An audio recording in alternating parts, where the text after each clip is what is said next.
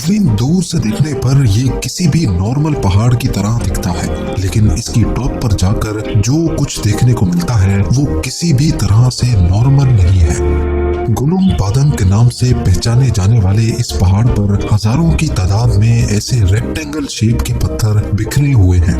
ये पत्थर किसी भी एंगल से नेचुरल फॉर्मेशन नहीं लगते, बल्कि ऐसा मालूम होता है कि इनको इस खास शेप में काटा गया है।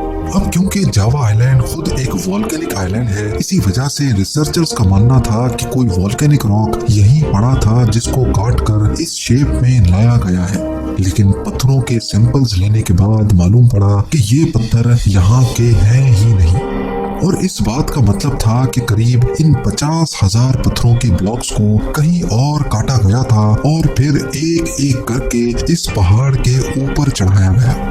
पहाड़ की टॉप लेयर पर ये पत्थर रैंडमली बिखरे हुए हैं, लेकिन कुछ स्पॉट्स में ये एक दूसरे के ऊपर तरतीब से रखे हुए भी पाए गए। और सिर्फ इतना ही नहीं, बल्कि इनके बीच में गारा यानी सीमेंट जैसे मिक्सचर को भी डाला गया था। वो जो लोग भी थे, ऐसा मालूम होता है कि वो इस पहाड़ के ऊपर कोई टेरेस या कोई कंस्ट्रक्शन करना चाहते थे। रिसर्चर्स इस मामले को जितना ज्यादा इन्वेस्टिगेट कर रहे थे, वो उतना ज्यादा सरप्राइज भी हो रहे थे। टॉप लेयर पे पत्थरों के बीच में मौजूद गारे की जब रेडियो कार्बन डेटिंग की गई तो मालूम पड़ा कि ये 2500 साल पुराना है। लेकिन जब एक्सकवेशन की गई तो 20 फीट की गहराई पर रिसर्चर्स को यहाँ 7500 साल पुराने गारे के सैंपल्स भी मिले। टॉप लेयर पर 2500 तो 20 फीट की गहराई पर 7500 साल पुराने सैंपल्स मिलने का मतलब ये था कि यहाँ कोई एंशिएंट सिविलाइजेशन बस्ती थी जो वक्त के साथ साथ किसी बहुत बड़े स्ट्रक्चर को कंप्लीट कर रही थी। कुछ आर्कियोलॉजिस्ट का कहना था कि इससे नीचे खुदाई करने की जरूरत नहीं है, क्योंकि ह्यूमन की हिस्ट्री सिर्फ 7500 साल पुरानी ही है, तो इससे नीचे हमें कुछ नहीं मिलेगा। लेकिन लोकल जियोलॉजिस्ट अभी भी सेटिस्फाइड नहीं थे। उन्होंने इस पहाड़ पर कोर ड्रिलिंग करने का फैसला किया।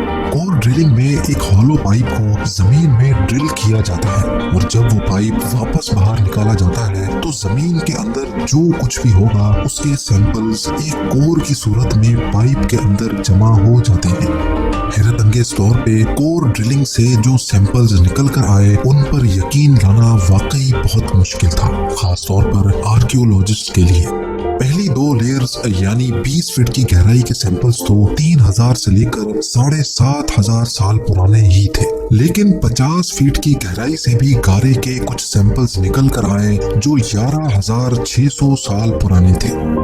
ये साल था 9600 BC और तब अर्थ पर आखिरी आइस एज चल रही थी।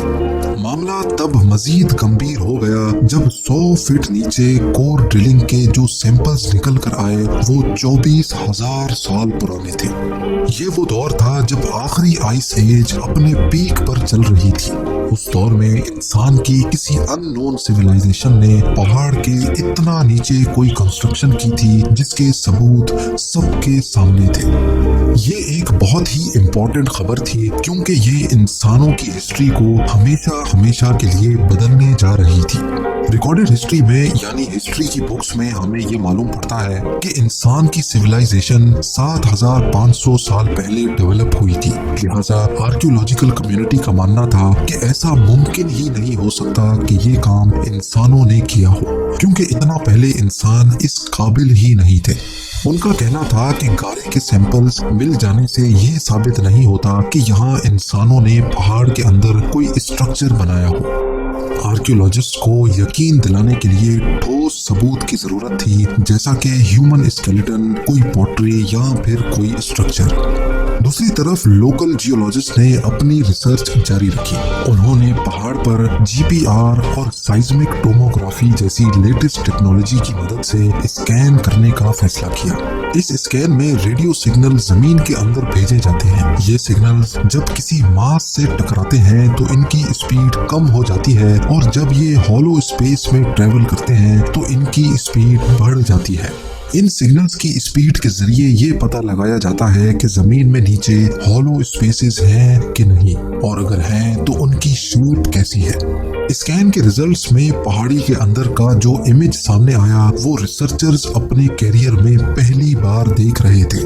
पहाड़ के अंदर जगह जगह हॉलो स्पेसेस नोट की गई। 3 बड़े बड़े स्क्वायर चैम्बर्स जो अलग अलग लेवल के हिसाब से बने हुए थे। ये तीनों चैम्बर्स एक टनल नुमा पाथवे के जरिए एक दूसरे से कनेक्टेड, जबकि सबसे ऊपर वाला चैम्बर पहाड़ की टॉप से कनेक्टेड था। इन तीनों चैम्बर्स की साइज भी एक दूसरे से काफी मुख्तलिफ थी। सबसे ऊपर वाला चैम्बर छोटा, उसके बाद बड़ा चैम्बर और तीसरा चैम्बर सबसे बड़ा और 100 फीट की गहराई में बनाया गया था। इस नई डिस्कवरी ने सबको हैरत ज़दा छोड़ दिया। हर कोई सिर्फ एक सवाल का जवाब तलाश कर रहा था कि 24,000 साल पहले लास्ट आइस एज में जब इंसान सिर्फ हंटर्स हुआ करते थे, तब उन्होंने ये काम कैसे किया होगा। याद रहे कि ये बात आयरन, ब्रॉन्ज और स्टोन एज से भी काफी ज्यादा पुरानी है। जब ये major discovery main stream media पे आई तो इंडोनेशियन गवर्नमेंट भी इसमें काफी इंटरेस्ट लेने लगी और लोकल जियोलॉजिस्ट को गुनुंग पादंग पर एक्सकवेशन करने की इजाजत दे दी।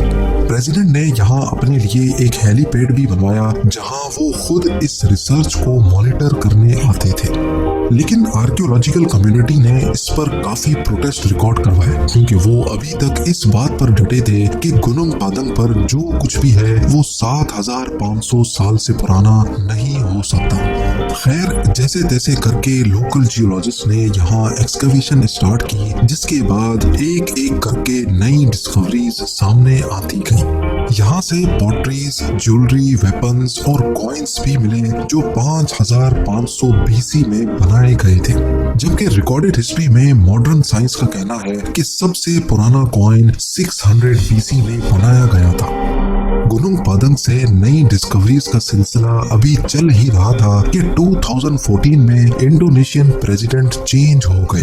नए प्रेसिडेंट के सामने जब ये मामला आया तो उसने आर्कियोलॉजिकल कम्युनिटी का साथ दिया और फौरन गुनुंग पादंग पर एक्सकवेशन और रिसर्च बंद करवा दी गई। अगर मोहनजोदड़ो और एंशिएंट इजिप्शियन से भी बहुत पहले दुनिया में कोई सिविलाइजेशन रहती थी, हत्ता के लास्ट आइस एज से भी पहले, तो वो कौन लोग थे और जावा के इस आइलैंड पर क्या बनाना चाहते थे। और सबसे बढ़कर ये कि उनको आसमान खा गया या जमीन निकल गई। एक थ्योरी ये है कि इस एंशिएंट सिविलाइजेशन के लोग ये जगह छोड़ने पर मजबूर हो गए थे। इस थ्योरी में काफी दम भी लगता है, क्योंकि आइस एज में समंदरों का लेवल आज के लेवल से 100 मीटर नीचे हुआ करता था।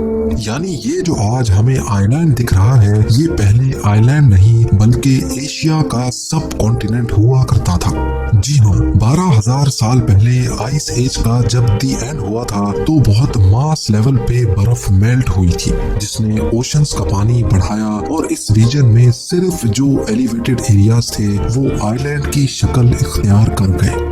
बाकी सब कुछ ओशन के बॉटम पे चला गया। जावा आइलैंड पे बसने वाली सिविलाइजेशन अब बिल्कुल आइसोलेट हो चुकी थी। वो अपने दूसरे साथियों से बिछड़ चुके थे और शायद वक्त के गुजरते वो हमेशा हमेशा के लिए अपनी पहचान भी भूल गए।